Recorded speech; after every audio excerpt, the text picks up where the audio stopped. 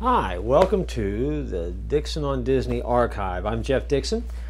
This is my office, and my office is loaded with Disney collectibles and other things that have kind of come into my world as I have written the Disney books that I've written, the novels and then the nonfiction books, and I've always been a fan of Disney, worked there years ago, so all of those things come into my background as a Florida guy, and so I've always had Disney stuff in my world. As time has gone by, people have given me things, they have pointed me in the direction of things, I have gone out and found things.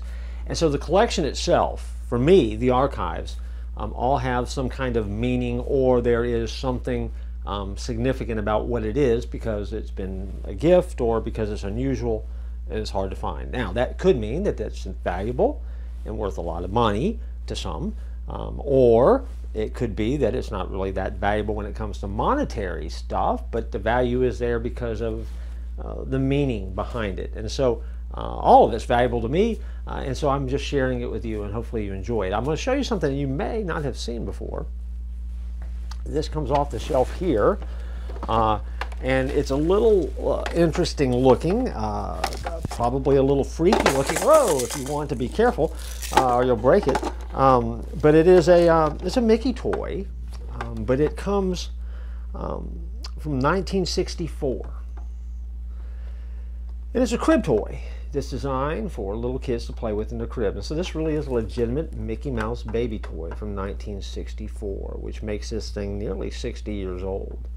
Now you say, well, if kids saw that, they'd be scared because it's just scary looking. And no, maybe so, but you got to remember that Mickey has evolved through the years. And also, if you go back and you think of the timing on it, in 1964, Disneyland is less than 10 years old at that point.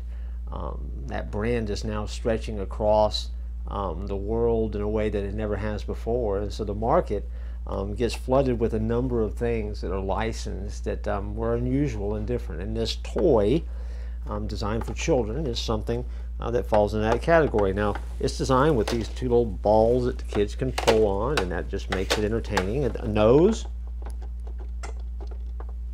still squeaks a little bit, so that's not bad since it was created in 1964. There's a pacifier in Mickey's mouth that just moves back and forth. It's all designed to help a kid develop some type of motor skill. There's some things to play with. Again, if you go look for it online somewhere, I don't know what the value of it would be, but it is just an old, very much an antique toy that was designed to introduce kids into a world where they would like and appreciate Mickey Mouse. It reminds me of the fact that a lot of things that we like in life are things that have meaning to us because they were introduced to us when we were younger. And those memories and those moments from childhood seem to stick with us. As time goes by, sometimes we find out that those memories and those moments become even more meaningful. Nostalgia sets in. And sometimes we find ourselves longing for those moments, or missing those moments with people and places and things along the way. One of the things I've found is I've collected stuff through the years. I especially like those kinds of things that remind me of a toy, or is actually a toy that I had in my childhood that I wasn't smart enough to keep, and had to go back and re-find it somewhere else, or someone else has found it or heard me talk about it and made sure that I had one that would be a part of the collection. I never had this as a child, at least if I did, I don't remember it. But I am reminded of the fact that there is something about me as a Disney fan that it was ingrained in me as I was a kid growing up, and it was always just a part of our world, and we watched Uncle Walt every Sunday evening on television, and Disney became part of the story that became a part of my life, that changed my life, and probably if you're watching this, changed yours. Never underestimate the value of the story. Never underestimate the power of a good story. And never take for granted those moments that might become memories, because they can change everything. Thanks for taking the time to look with me in the archives. I will put this back on the shelf where it belongs.